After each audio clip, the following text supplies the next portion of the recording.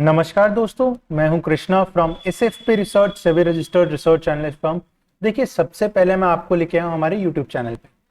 पहली वीडियो में जो हमने स्टॉक दिया था काफी बढ़िया मोमेंटम बनता हुआ दिखा है। सेकंड वीडियो में जो स्टॉक दिया उसने थोड़ा सा अनसर्टेनिटी, सेकंड वीडियो का स्टॉक अच्छा परफॉर्म करता हुआ दिखा। फर्स्ट वीडियो का स्टॉक ने एक अच्छा मोमेंटम दिया था लेकिन वो कंटिन्यू नहीं कर पाया। उसको आप लेवल्स के अकॉर्डिंग देख सकते हैं। यहाँ पे हम रेगुलर वीडियोस पोस्ट करते रहते हैं। अगर आप न्यू हैं तो आप चैनल को सब्सक्राइब कर लीजिए, साथ ही साथ वीडियो को लाइक जरूर कर दीजिएगा। आज के एक वीडियो में एक और नया स्टॉक हम एनालाइज करेंगे जिसमें काफी अच्छी अपॉर्चुनिटीज हमें बनते हुए दिख रही है। तो बिना किसी देरी के शुरू करते हैं हमारी वीडियो और चलते हैं स्टॉक की एनालिसिस पे। तो यहाँ पे आ चुके हैं हम स्टॉक की एनालिसिस में। वीडियो को लास्ट तक जरूर देखिए क्योंकि देखिए आपको बहुत सारी नॉलेज इससे मिलती है। क्योंकि जरूरी नहीं है कि आप जो है हमारी गाइडेंस के साथ ही अपॉर्चुनिटीज को देखें, आपको खुद एनालिसिस करना बहुत जरूरी है। उसी के लिए मैं सारी प्रॉपर एनालिसिस आपको शो करता हूं जिसका आप फायदा उठा सकते हैं। देखिए, इस स्टॉक की अगर हम बात करें तो यहाँ पे दो चीजें हो रही हैं। सबसे पहली चीज जो हमें यहाँ पे देखने के लिए मिल रही है वो ये मिल रही है कि स्टॉक जो है वो कंटिन्यूअसली एक रेजिस्टेंस जोन के अंदर ट्रेड कर रहा था। यहाँ पे पहले आता है बढ़िया फॉल, वापस आता है फिर से फॉल, फिर आता है फिर फॉल, उसके बाद में ब्रेकआउट देता है।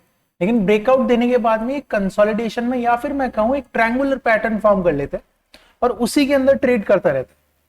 अब हो क्या रहा है, आज के दिन हमें देखने के लिए क्या मिला है, इस ट्रायंगुलर पैटर्न का जो ब्रेकआउट लेवल था उस ब्रेकआउट लेवल के ऊपर क्लोजिंग मिली है।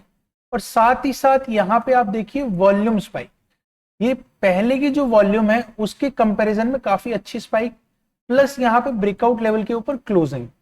तो एक कंफर्मेशन यहाँ पे मिल जाता है कि वॉल्यूम की अपॉर्चुनिटी के साथ, मींस वॉल्यूम के सपोर्ट के साथ हमें ब्रेकआउट की अपॉर्चुनिटी देखने के लिए मिल रही है। साथ ही साथ रेजिस्टेंस जोन के ऊपर भी स्टॉक क्लोज लेने में सक्सेसफुल रहा। लेकिन यहाँ पे एक और कंफर्मेशन मिल सकती है जो कि हमें मिलेगी कल। अब क्या कंफर्मेशन मिलेगी, तो यहाँ पे मैं वीकली चार्ट पे आ गया हूं। वीकली चार्ट में हो क्या रहा है, वीकली चार्ट में यहाँ पे मदर कैंडल बनती है। ये जो रेड वाली कैंडल है ये मदर कैंडल है। इनसाइड कैंडल के फॉर्मेशन के लिए सबसे इंपॉर्टेंट रहती है मदर कैंडल, फिर उसके बाद में बेबी कैंडल्स रहती है और एक ब्रेकआउट कैंडल बनती है।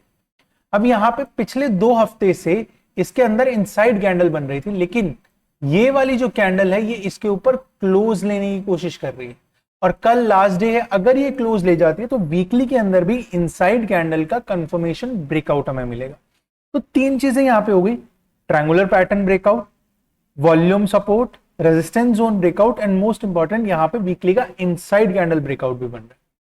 अब यहाँ पे हम ये तो बात कर लिए कि लेवल्स के अकॉर्डिंग यहाँ पे ब्रेकआउट कैसे बन रहा है, लेकिन एक इंपॉर्टेंट चीज यहाँ पे देखने लायक है कि लेवल्स के अकॉर्डिंग मेन रेजिस्टेंस बन कहाँ रहे।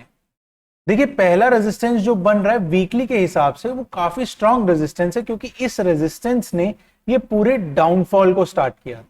तो यहां पे अगर इस रेंज में आता है तो एक बार जो है सेलिंग प्रेशर हमें देखने के लिए मिल सकता है। तो यहाँ पे पहला एक रेजिस्टेंस जोन हम मार्क कर लेते हैं, उस रेजिस्टेंस जोन के हिसाब से हम आगे फर्दर एनालिसिस करेंगे। देखिए, पहला रेजिस्टेंस जोन की स्टार्टिंग की जो रेड लेवल आपको दिख रहा है ये पूरा रेजिस्टेंस जोन ही मार्क किया हुआ है। यह आपको मिल जाता है लगभग 250 के आसपास चालू होता है, 2850 के आसपास चालू होता है एंड ऑल टाइम हाई तक जाता है। मींस एक बार जो इस रेंज में आएगा तो एक वापस फॉल देखने के लिए मिलेगा, फिर उसके बाद में रेजिस्टेंस ब्रेक करने के लिए जा सकता है। अब यहाँ पे डेली के एनालिसिस की हम बात करें तो डेली के एनालिसिस के अंदर चलते हैं और बात करते हैं लेवल्स की, और लेवल्स के अकॉर्डिंग टारगेट एंड एसएल कितना रह सकता है उसके ऊपर भी डिस्कशन करते हैं। तो टारगेट एंड एसएल की बात करने से पहले मैं आपको यहाँ पे ले आऊं हमारे टेलीग्राम चैनल।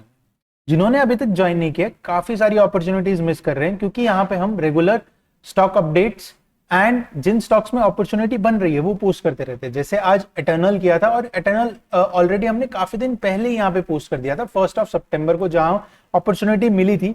और उसके बाद में आज जो स्टार्टिंग में मैंने सुबह बोला कि 340 से 350 के शॉर्ट टर्म टारगेट्स की अपॉर्चुनिटी मिल सकती है, सेम वही चीज होती हुई दिखी। 337 338 का आज हाई लगता हुआ दिखा। उसके साथ ही अगर आप देखें तो यहाँ पे हमने जेबीएम ऑटो शेयर किया, उसके अलावा सुंदरम फास्टनर, केईआई इंडस्ट्रीज हमने शेयर किया 4 सितंबर को 4100 के ऊपर, और उसने जो है लगभग 4196 97 का हाई लगाया। तो ऐसी ही अपॉर्चुनिटीज, देखिए हर बार यहाँ पे वीडियो बनाना पॉसिबल नहीं होता है, काफी सारा टाइम लगता है, तो इसीलिए हम यहाँ पे जो है स्टॉक एनालिसिस डायरेक्ट पोस्ट करते रहते हैं, उसका फायदा उठा सकते हैं। डिस्क्रिप्शन और फर्स्ट, तो यहाँ पे हम स्टॉक के लेवल्स की बात करते हैं, लेकिन यहाँ पे दो चीजें हो सकती हैं। पहली चीज, स्टॉक वापस से रिटेस्ट कर सकता है इस रेंज को, एंड फिर ये वापस अपसाइड मोमेंटम कंटिन्यू करे। सेकेंड चीज जो हो सकती है कि यहीं से कंटिन्यू करे और एक बार ये जो हमारा लेवल है 2700 का, इसके आसपास जाए और वापस रीटेस्ट के लिए। तो इन दोनों अपॉर्चुनिटीज का फायदा कोई भी इंसान कैसे उठा सकता है? देखिए इसमें एक सिंपल रूल रहता है 50-50% क्वांटिटी का। कैसे? देखिए अगर कंटिन्यूअस भागना चालू करे तो उसके लिए क्या कर सकते हैं, कल अपॉर्चुनिटी के साथ यहां पे इस लेवल के आसपास आप जो है 50% की एंट्री ले सकते हैं। देखिए ये एक स्ट्रैटेजी है, इसको आप एनालिसिस के हिसाब से आप ले सकते हैं या फिर अपने स्ट्रैटेजी को इंप्रूव करने के लिए यूज कर सकते हो, क्योंकि ये पर्सनली मैं यूज करता हूं। सेकंड चीज क्या रहता है कि जब स्टॉक नीचे आता है तो रेस्ट 50% क्वांटिटी के साथ एंट्री करनी। तो ये दोनों चीजें जो है आपको काफी सारी हेल्प कर सकती हैं एक आपके एवरेज कॉस्ट प्राइस जो रहता है उसके अंदर जो है काफी हेल्प करता है। अब यहाँ पे लेवल्स के अकॉर्डिंग टारगेट्स की बात कर लेते हैं। देखिए पहला टारगेट जो रहेगा वो यहाँ पे रहेगा 2700 का, क्योंकि 2700 के आसपास रेजिस्टेंस है। नेक्स्ट जो टारगेट रहेगा वो रहेगा 2730।